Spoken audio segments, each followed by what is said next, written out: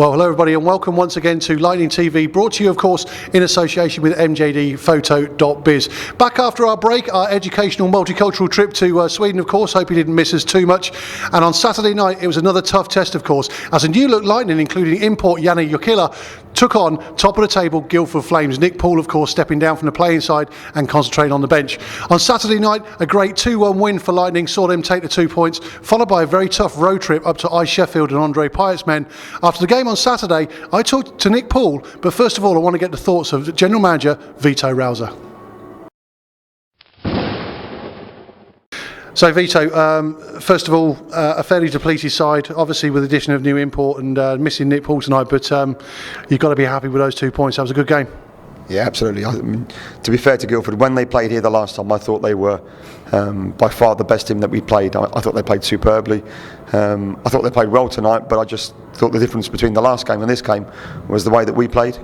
And yeah, don't underestimate what Nick does on the bench actually. Well, we were in their faces from the get-go, weren't we? We were giving them no room to move, and maybe it was when we took a couple of penalties late in the third period. That's when he had a bit of space, but up until then he had nothing at all. Yeah, I mean we gave an unfortunate delay of game penalty when we cleared the puck and it went out of the ring. These things happen, but then they got what I thought was a bit of a soft penalty to give them a 5-on-3. Pulled the goal, he scored 6-on-3. But actually, ironically, when we were back 5-on-4 or even 6-on-4, we looked pretty comfortable, and I thought the guys were fantastic. I thought particularly, I thought some of the D men played really, really well. I thought Chopper Harris, Ross Green, Farney, Lulu. Really, really pleased with the guys where they played tonight. Yeah, I think everybody to a man played absolutely superbly tonight, and including a new boy, Yanni Jokila, who came straight in. You picked him up from the airport yesterday. He had half an hour skate last night. Yeah. He hasn't skated, he hasn't played for a while. He didn't look out of place out there, did he? No, he had a little skate last night. He arrived yesterday afternoon, got on the ice yesterday evening, and Nick came out and joked me. He gave me a call and said, "Vito, I'm going to have to get my skates back on because he's a really bad player." But no, joking apart, Nick said, "No, you can see that he's he's a little bit out of shape, to be fair." And bear in mind that in Finland these guys play 4-line hockey, and they have quite a big squad to choose from in terms of special teams and so on and so forth. So he's coming to play, one of the best teams in the EPL, and I thought he did a great job. You can see he's got good skill, he's got good movement, he's got a smart head. I think once he gets match fit, I think he'll be superb. He's just not even got changed now. He's got his tracksuit on and he's gone off for a run. So he's it's the Finnish way, but that's what he's gone off to do. But yeah, very, very pleased. We're hoping that he'll fit in and just give us a bit more firepower up front. It seems to happen that way, doesn't it? We bring in, every now and again, Nick will bring in a fairly unknown import to these shores, and we wonder what's going to happen with them, and all of a sudden we end up with people like a certain Mr. Smalter, and more recently, Camels Verdek as well. Nick seems to have a knack, doesn't he? Yeah, to be fair, people don't realise that Nick speaks to I don't know how many agents. He gets lots and lots of CVs come through. Whatever you ask an agent, oh yeah, I've got just the guy for you. And then what you have to do is to sit down and you have to look at their past, look at where they've played. And I think one advantage Nick has is he's played in Finland, so he knows what the standard's like out there. And sometimes it does make me chuckle at times that fans look at some stats and they go, oh, he's rubbish. And you know what? If they're all as rubbish as Cammy is, you take those every time, wouldn't you? Absolutely, and it's funny because you get these guys that can make this assessment without seeing these guys play. But no, Nick looks at the stats, looks at the players, but then he makes the most important thing. He makes a load of phone calls, and he will speak to people like Andre, Smalter, ironically Mikko, and guys like that. He'll speak to guys that have played in that league. And from there you get an idea of what the player's like. So we knew that he was a decent player. He was drafted. He can't be that bad already. He obviously can skate. Playing for Finland's under 18s and under 20s shows you a level of pedigree. And I think once he gets used to the pace of the EPL and the way we play the game in England, I think he'd be a great asset for us. Yeah, I certainly think he seems to have very, very good hands, and he just seems to be sort of more than capable of of holding his own. Once his fitness gets there, and I don't think anybody expected him tonight to come out the blocks and set the world alight. But he didn't look bad. No, he didn't. And to be fair, he had quite a difficult act to follow in not only Nick, but also the last time we brought an import in, we collected him at 4:30. He arrived at the rink at 5 to 6. He was on the ice for warm up straight afterwards and scored the game winner. So he had. I think he had a difficult act to follow, but he seems to have settled in well. Good advantage you've got there is you've got no language problem. Speaks very, very good English, and come off the ice he was smiling like anything. Really pleased with the win. That's brilliant, and again, cracking result against Guildford. It is going to be tough against Sheffield tomorrow, but the results seem to go our way a little bit around the league tonight. Yeah, I think Slough lost, Manchester lost. And those two results are good news for us. Obviously, Guildford lost as well. To be fair, we've got a lot of work to do to get much further up the league. But we can get a position or two, I'm sure, providing we can just play the way that that we've shown that we can play tonight. But you want to hold that? Yeah. We can't do a lot about announcements in the rink and stuff like that, can we? Moving on now, because we had I suppose a massive jolt in the ice hockey community in Milton Keynes midweek with Nick announced his intention to hang the skates up, if you like, and take on the role as full-time bench coach. I know for a fact, having known you guys for a long, long time, you are one of Nick's closest friends, and that wouldn't have been an easy decision for him to make, would it? No, I mean, to be fair to Nick, he was deliberating. His shoulder was giving him quite a fair amount of problems. He's also got a bit of a knee that's hurting him as well. And what happens is that Nick's the sort of guy that it's either all or nothing, and he's very much like that. And if he feels that he's not pulling his weight on the ice, then it's quite hard to be complaining at other players. He leads by example. That's just the way that he plays. And I think he felt that really to sort of show the guys that everybody's got to pull their socks up and do something and raise their game. I think he wanted to just to show that he really wanted to do what was best for the team. Personally, I think there's a lot of hockey left in Nick. Never say never. You never know when you're going to see Nick back out there again. Well, he could always be our fifth import, couldn't he? He's always a backup there if we need him. Yeah, and what a great player you have there to slide in. But from his perspective, it was what he didn't want to do was bring a rotation system in place, because we saw the disruption that happened a couple of years back, and his view was, if I'm going to bench coach, I'm going to do it. And we talked about it over the last couple of weeks, and it was predominantly us guys persuading him not to. I think everybody to a man wanted him to keep playing. But to be fair to Nick, we've always listened to what he wants. He knows best, and we started looking around last week. Then when we were in a coffee bar together, and Nick was going, if I could find a really good player, I'd do it straight away. And an email came through from an agent that had Yanni's details on it. And he went, "Beats, I found the player."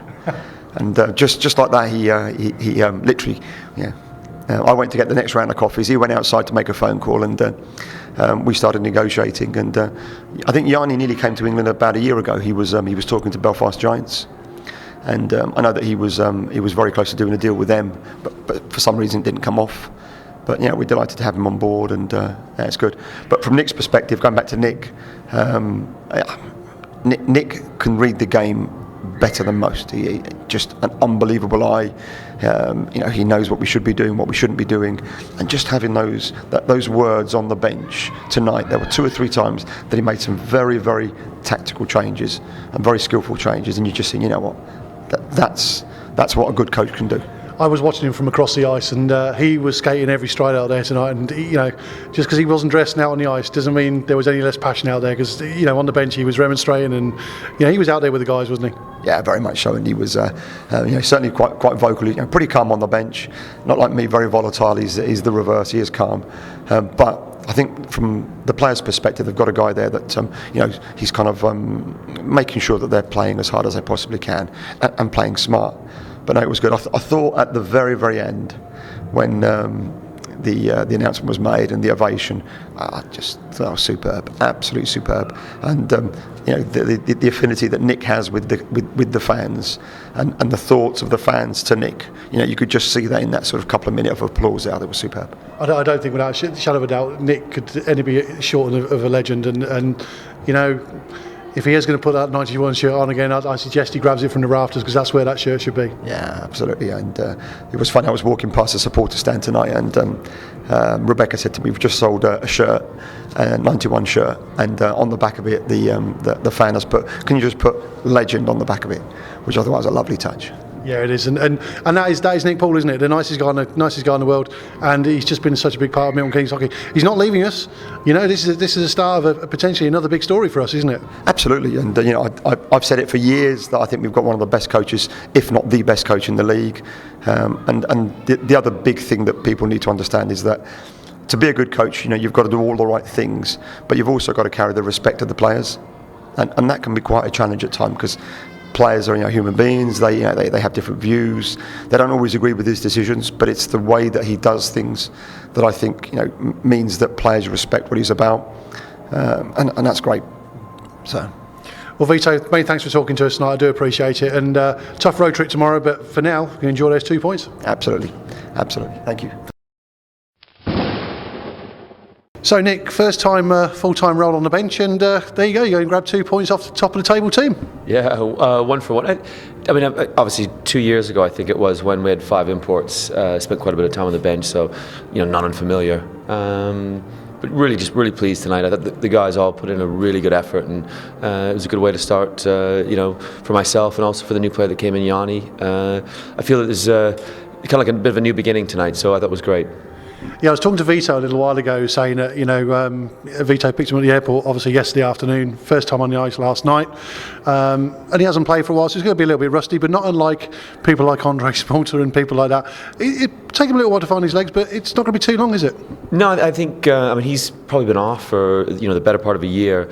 He's done a little bit of skating, played a bit of rec hockey. The bottom line is, if he was playing, we wouldn't have been able to bring him in, because his pedigree is pretty good. So I think we found a really good player. And as a coach and as a team, we're going to be patient with him. We know that it's going to take him a bit of time to get up to full fitness, but the skill level's there, and you can see when he gets the puck, he really, his head's up, he slows the game down. I think he's going to be a really good player for us. Yeah, talking of fitting in, certainly personality-wise, he was laughing and joking in the warm-up with the guys and stuff like that. They seem to have sort of, taken him in fairly quickly. Well, he's a good pro. He's played over in North America, 2 years in the East Coast League. He's played in top leagues in Finland. So he's a proper player, and I really think he's going to be a good fit for us. Excellent. Going on to the game tonight. Looked like from the word go tonight, you weren't going to allow Guildford any space to play, and that seemed the way it panned out. The only time they really got space was, when we took a bit of penalty trouble late in the third. But other than that, they seemed to struggle to move the puck around. Well, over the last few years, we've always had success against Guildford, and it's always been limiting the time and space they have on the puck. And I thought the first 2 games we played Guildford, we didn't give a good account of ourselves. So I was pleased tonight. The idea was to go out there and put in a good performance, and to start building some confidence for the rest of the season. And I thought the guys, they stuck to the game plan. They did a great job. There's a bit of a accountability tonight, and really pleased. And still, I have to say, this is still a fairly weakened Lightning side, isn't it? We've got, obviously, we're missing Chris Wiggins, we're missing Adam Carr as well. So it's still not as strong a lineup as you'd like to be able to put out there.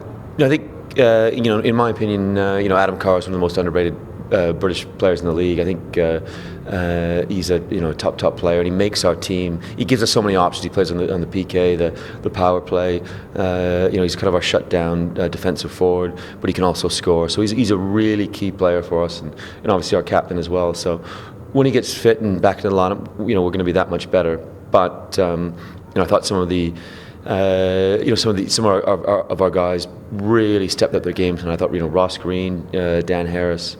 Connor Good coming into the side had a great game. Just about to say, Connor Good, Ross Bowers, Grant McPherson, they played really well. Lots of energy, and we've been missing that for the last little while. A little bit of grit, a little bit of energy. So I thought it was good. Going back to your the release that came out in the middle of the week there about you hanging the skates up, I was going to say at long last, but after a very very good career. I mean, obviously, you still got a smile on your face. You're still coaching, but it must have been quite a tough decision to do. I love playing. I absolutely love it. I love the competitive nature of going out there and battling with the opposition. But at the same time, I've got to be realistic, and I think the team success is more important than what I enjoy doing. And if I'm honest, I don't think I've been pulling my weight as a player. And I think that perhaps our team, the inconsistency that we've shown, we've lacked a little bit of accountability. And I think if I get behind the bench, we can start being accountable, and players, demanding that players play to their potential, what we expect. I'm going to miss playing, but I also love coaching. I love being part of the team. So tonight was a great night. Really enjoyed it, and I'm looking forward to the future. I actually saw you. I was saying to Vito earlier. I saw you across the ice earlier, from the bench, and you were skating every stride with the guys. You were playing. You were in every hit. You were taking every stride. You were taking every shot. You were making every pass.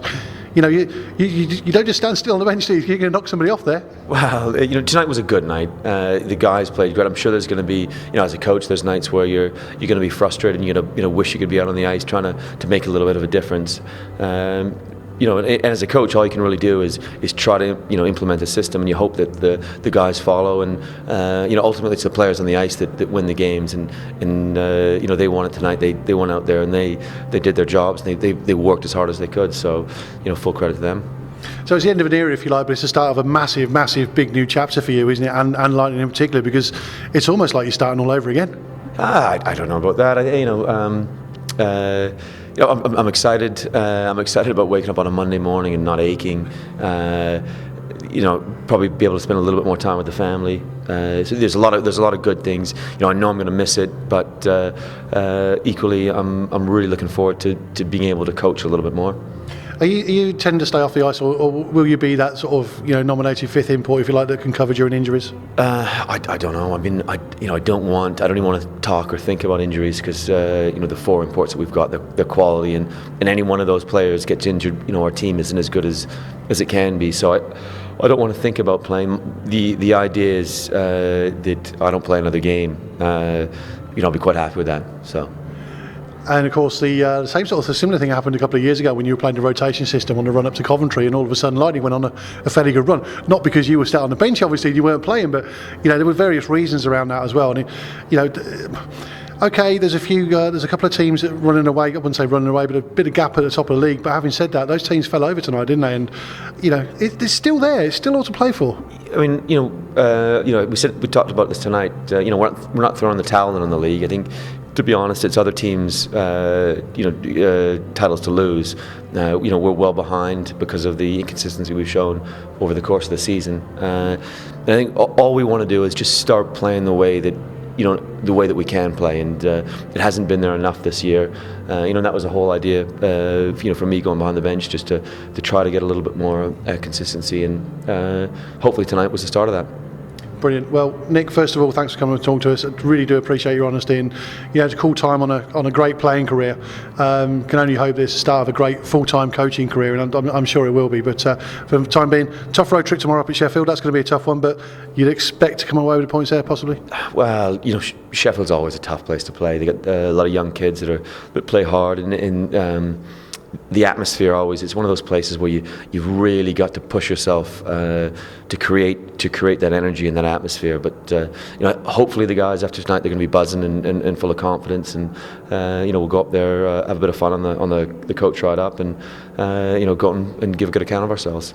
Brilliant. Well, all the best for tomorrow, Nick. Thanks very much for talking to us. All right. Cheers. Well, many thanks to both Nick and Vito, of course, for coming up and chatting to us. And I know that it was a very tough decision for Nick to step aside from the playing role and take on the coaching role earlier on this week. And we do welcome Jane into the fold here at the Thunderdome. Now let's go and check out the rest of the weekend's results and see what that does to Sunday night's league table. So once again, a full programme of games on Saturday night here in the English Premier League. As well as that Lightning result, Bracknell took advantage of some great forechecking to take the points away from Tony Hand's Phoenix 2-0 in Altrincham, whilst Basingstoke brought Phantoms back to earth with a bump as they outclassed the Fenland outfit 5-1 in Hampshire. Slough, including new boy Pavel Gomeniuk, slumped to a 4-2 home defeat at the hands of Swindon, whilst bottom of the table Telford were beaten 6-4 at home to a seemingly resurgent Sheffield Steel Dogs.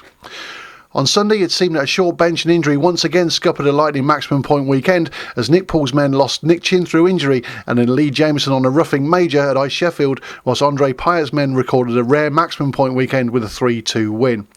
Elsewhere, Basingstoke repeated the previous night's performance, once again beating Phantoms, this time the score being 5-2 to the visitors at Breton, the additional worry there for Peterborough being a possible whiplash injury to netminder Damien King. Slough made up for the previous evening with a 5-4 road win at Swindon, whilst Manchester also exacted revenge for the previous evening as they beat Bracknell 3-1 at the Hive. Elsewhere, Guildford kept up the pace with a 7-4 home win against Telford Tigers. So, onto the league, and it's still very tight at the top, with Basingstoke now leading the way, 1 point ahead of Guildford. The Surrey side, however, have one game in hand.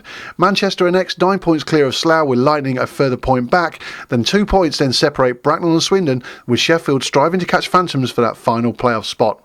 Still a long way to go, but you can't help but feel that the league will go to one of 3 teams, with the rest jostling for position in the playoff places. Well, there you go. It's still tight all the way up and down the English Premier League, with that top spot still up for grabs, and also those crucial 8 playoff places as well, with just a couple of months to go, of course. Last Saturday night, we saw another tie 50-50 draw, £213 the winner took away. On behalf of the Supporters Club, I want to thank everybody who brought tickets on the night, also for the shirt raffle and Natty's Grid as well. It's you, the fans, that keep contributing to the club, that make things like the bringing Yanni Yakila into the club possible. So on behalf of the Supporters Club, we want to thank you very, very much.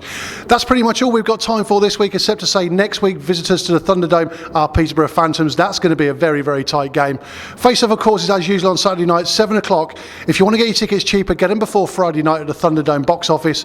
If you want more information, of course, all you need to do, go to the Lightning website, www.mk-lightning.com. Until then, have a great week. We'll see you then.